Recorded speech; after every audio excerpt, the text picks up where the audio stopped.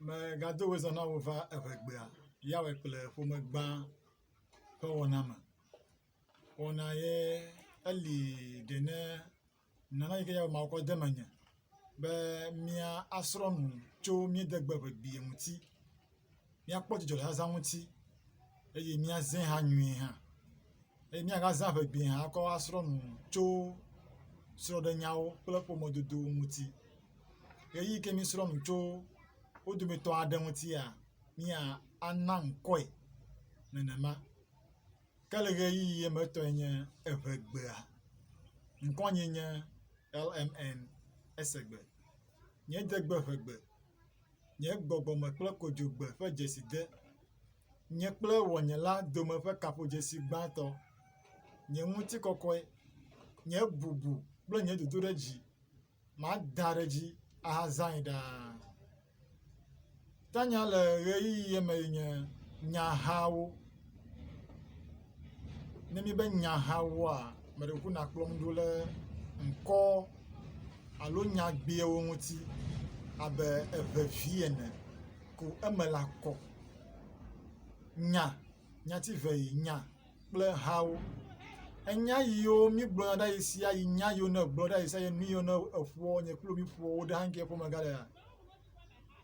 Eƒe hatsotso gale nuƒoawo me. Ta ne míeva nyahawo tea, míakpɔ eƒe hatsotso sɔgbɔ, gake míalé ŋku ɖe ɖeka ko ŋuti le ɣeyiɣi me yi ke nye ŋkɔnyawo. Megaŋlɔ be mi be nya ƒe hatsotsowo. Eye ne míeva nya ƒe hatsotsowo tea, ŋkɔnyawo. Ne mi be ŋkɔnyawo hã la, English be me be noun. Ne mi be ŋkɔnyawoa, eyi hã li ɖe ne enu ame eve. Ŋkɔ ne nane ƒe nyawo yi ke fie be enu ye mi ƒoa, enya ɖewo li ne gblɔea, hatsotso ye me wole ye nye ele enu ƒom tɔ nane ƒe ŋkɔ, ele nane ƒe ŋkɔ yɔm. Ne gblɔ nyaa, efia be eyɔ nane ƒe ŋkɔ. Ta ŋkɔnyawo yi ke nye noun ye nye ema. Le ye hã tea, míegakpɔ hatsotso geɖewo gake míakpɔ eve yiwo nye doŋkuiwo ko. Eve ye gbãtɔ ye nye ŋkɔbɔbɔ, English me be common noun, eye evelia nye ŋkɔ tɔxɛ, English me be proper noun. Ne mie be ŋkɔbɔbɔa, me ɖe ku míanɔ ŋku lém ɖe woame evia ŋuti zi ɖeka kple susu be ne ha ne wòanya de na mi kpliwo le egɔme kɔkɔ nu. Ne mi be ŋkɔbɔbɔa, míele nu ƒom tɔ ŋkɔ aɖe yi ke ne woyɔe, enyahawo gɔme yi ke nye ŋkɔnya la, enya aɖe yi ke ne gblɔea, ele enu ƒom tɔ ŋkɔ gake enu ɖeka ŋgbiwo le woƒe hatsotso me ƒe ŋkɔ yɔm ele. Ta nye mate ŋu anya alo asimesi mate ŋu anya wo dometɔ yi ke kam ƒe ŋkɔ yɔm ele alo ŋuti le nu ƒom tsoe ye nye ŋkɔbɔbɔ. Fie be ŋkɔ ma la ebɔ, manya ka ye o ekie ɖe nika le kpɔ ɖe ma be ati. Ne wo be ati, ame ɖe va tu be woyi le ati yi ke wodze dim ne atsɔ kɔ tu xɔe. Ati koe nye ati. Atie le go ye ma enye ŋkɔbɔbɔ, enye ŋkɔ gbadzaa. Ta menya ka ye o.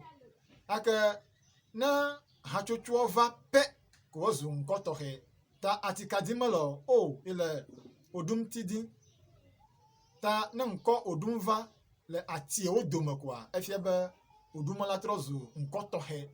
O, ye le ʋuti dim, ye le wawa dim, ye le aɖibati dim, ye le agɔti dim.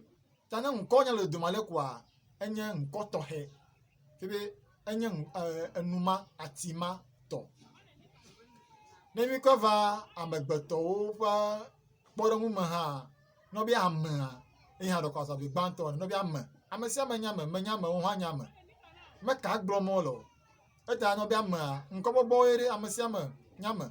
Gake ne wonya ɖe ŋkɔ na mie kam koa, efie be ame ye gblɔm le ke trɔ zu ŋkɔ tɔxɛ ta ŋkɔ nyenye esegbe ame menye ta ŋkɔ esegbe hafi be ŋkɔ ma ele tɔxɛ enye woyɔ nenema ame ɖewo ŋkɔ nye semanu selalɔ mawu ko mayɔ ɖela ɖem ŋkɔ ma enye ame ƒe ŋkɔ gake ame ƒe ŋkɔ wònya ate ŋu atɔ asi amie dzi kã ese eve yiwo le ŋkɔbɔbɔ kpli ŋkɔ tɔxɛ ŋuti nye be le ŋkɔbɔbɔ ma míeŋlɔnɛ le tɔgbewo ƒe nunya deto yiwo le ɖi nua míeŋlɔna ŋkɔbɔbɔwo le ŋɔŋlɔ dzesi vi me le gɔmedzedze mítsɔna ŋɔŋlɔ dzesi vi mísrɔ̃ tso ŋɔŋlɔ dzesi ŋuti va yi dzesiwo mízena ŋɔŋlɔ dzesi sɔe kɔ dze ŋkɔbɔbɔwo gɔme ta nɔ be atia atsɔ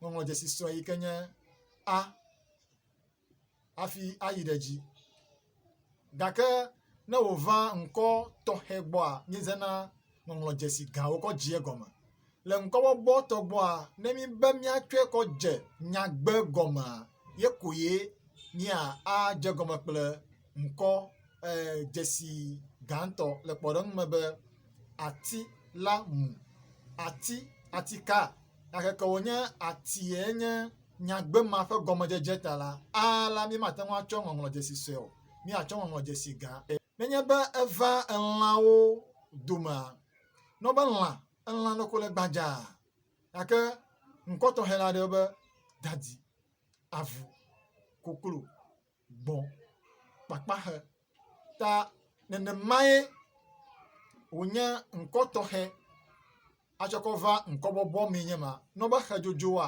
exe ka hɔ̃ akpakpa ahɔnɛ le woƒe ŋkɔyɔyɔ kaŋkaŋkaŋ me la ewɔe wònye ŋkɔ tɔxɛ le eƒe ŋkɔyɔ me gake nɔ be xeviwoa enu ko wonye gbadzaa mate ŋu atɔ asi ɖeka kã ŋu dzi o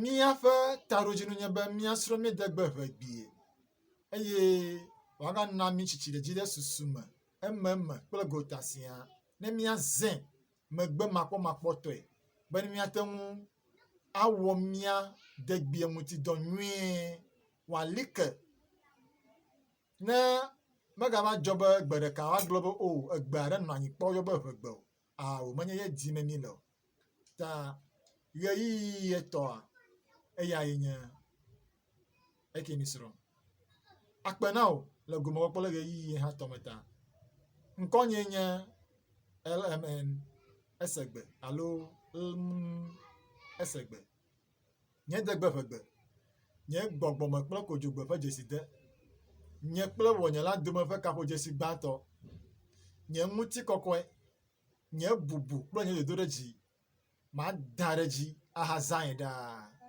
akpe le gomewɔkpɔ le ɣeyiɣi tɔme ta míagadogo